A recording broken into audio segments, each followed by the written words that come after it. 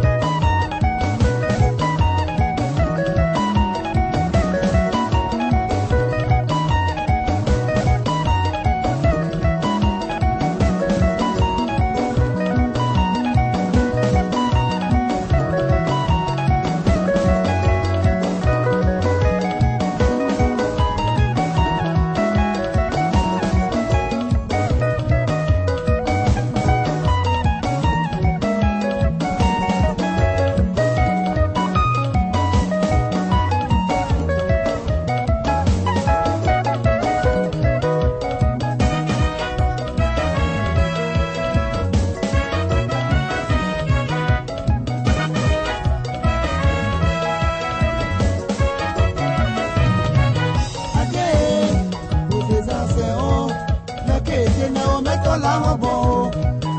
C'est moule, il fait c'est moule. Mon va mon bébé moule la tokume. Aki kume folie. Et il bon c'était kume mon frère. Abolé parti quand j'ai la non mais molé. Lui man papa pia biseo. Weke inyone amahin de jepe. Weke inyone ate men bozeo. Weke inyone apu kanko. Weke inyone adiama wetuo. Ake yale siye me diamwa bo. Awasi ate François me gumpe tewi. Mimi kama maboke hason.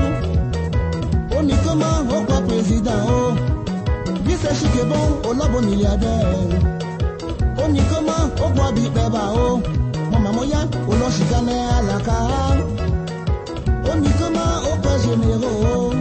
Boto fi beke elonya be. Boto fi galon elonya be pe o. Bato bayo zeke boyi. Mete ko adago leba. Aposo leta da pe fe be o. Like o e kohen sese o. Ufeta la o me gogo la mori. Ufeta la o me rompe te wi. Kome le bo o kome le de. Le yi me se wo mo she bonya. Ase mo sha jule na